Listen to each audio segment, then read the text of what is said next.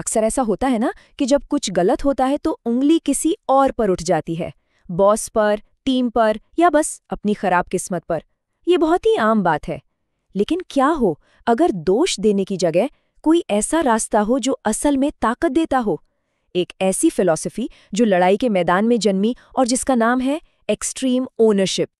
तो चलिए ईमानदारी से इस सवाल के बारे में सोचते हैं, क्योंकि इसका जवाब असल में ये तय करता है कि कोई अपनी जिंदगी की ड्राइविंग सीट पर बैठा है या नहीं।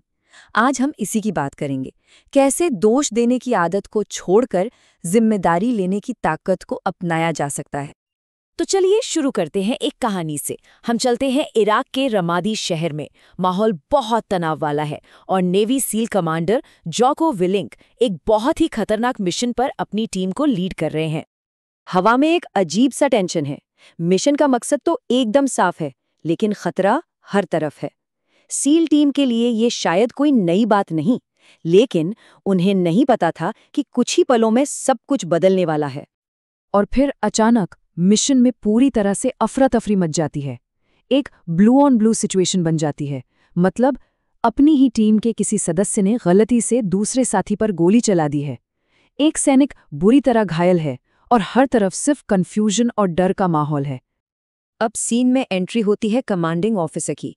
वो जानना चाहते हैं कि आखिर ये हुआ कैसे, जिम्मेदार कौन है।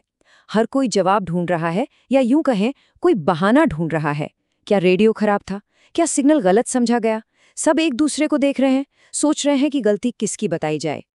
लेकिन उस पूरे शोर और कंफ्यूजन के बीच टीम के लीडर जॉको विलिंग सामने आते हैं और बस एक बात कहते हैं, ये मेरी गलती थी। कोई बहाना नहीं, कोई सफाई नहीं, बस पूरी जिम्मेदारी। उनका मानना था कि लीडर होने के नाते मिशन में हुई हर एक गलती, हर एक नाकामी के जिम्मेदार सिर्फ वही हैं। जॉको का वो एक वाक्य, बस वही है एक्सट्रीम ओनरशिप का पूरा सार। ये सिर्फ एक कहानी नहीं, बल्कि लीडरशिप का एक ऐसा पावरफुल सिद्धांत है जो उस एक पल में दुनिया के सामने आया। तो आखिर ये है क्या चीज?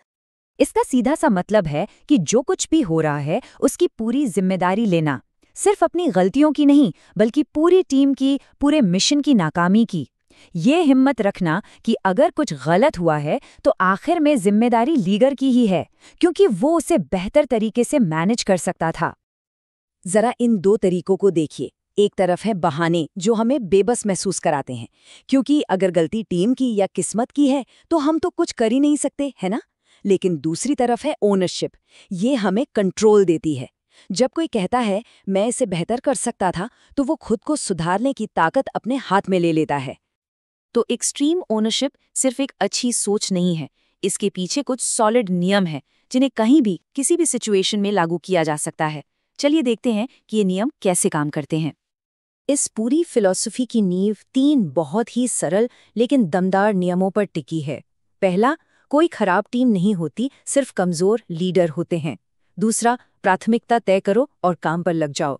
और तीसरा, मुश्किल हालात में भी शांत रहो। चलिए एक एक करके इन्हें समझते हैं। ये सुनने में थोड़ा कड़वा लग सकता है, लेकिन ये एक बहुत पावरफुल आइडिया है। मतलब अगर कोई टीम अच्छा परफॉर्म नहीं कर रही है तो टीम के लोगों पर उंगली उठाने के बजाय एक लीडर सबसे पहले खुद से पूछता है, क्या मैंने उन्हें सही ट्रेनिंग दी? क्या मैंने उन्हें ठीक से समझाया? क्या मैंने उन्हें मोटिवेट किया? सोचिए, जब एक साथ 10 मुसीबतें आ जाएं तो घबराना बहुत आसान है, लेकिन एक्सट्रीम ओनरशिप का सॉल्यूशन एकदम सिंपल है।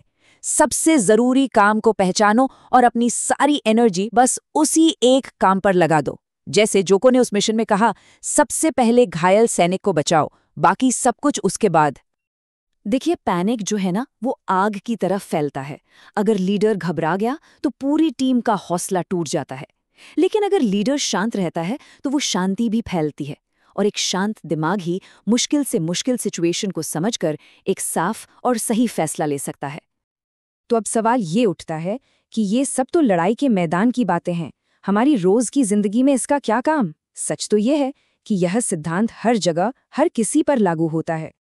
चलिए देखते हैं। बिजनेस में ये कहना कितना आसान है कि कर्मचारी ठीक से काम नहीं करे, लेकिन ओनरशिप वाला सवाल है, मैं उन्हें बेहतर लीड और मोटिवेट कैसे करूं? रिश्तों में वो समझते नहीं की जगह मैं अपनी बात और अच्छे से कैसे समझाऊं? ये बस सोच बदलने की बात है, लेकिन इसके नतीजे कमाल के होते हैं। तो इस पूरी चर्चा का निचोड़ क्या है? सार बस इतना सा है कि जिम्मेदारी लेना ही असली ताकत है। जब कोई कहता है हाँ ये मेरी गलती थी, तो वो कमजोर नहीं बनता, बल्कि वो उस प्रॉब्लम को सॉल्व करने की ताकत अपने हाथों में ले लेता है। देखिए, दोष देना आपको पैसेंजर सीट पर बिठाता है, लेकिन जिम्मेदारी लेना आपको सीधे ड्राइवर की सीट पर ले आता है। और हाँ, एक बात हमेशा याद रखनी चाहिए, ये सिर्फ ओनरशिप नहीं है, ये है एक्सट्रीम ओनरशिप। इसका मतलब है 100%, कोई आधी अधूरी जिम्मेदारी नहीं, हर नतीजे की पूरी अंतिम जिम्मेदारी। तो अब आखिर में बस एक सवाल, और ये सवाल हर किसी को खुद से पूछना है, क्या आप बहाने बनाना बंद करके अपनी जिंदगी का मालिक बनने के लिए तैयार हैं? क्योंकि जिस पल कोई जिम्मेदारी लेता है, उसी पल वो अपनी किस्मत को अपने हाथों में ले लेता है। और यही तो असली लीडरशिप है, चाहे कोई एक देश चला रहा हो, एक कंपनी या सिर्फ अपनी जिंदगी।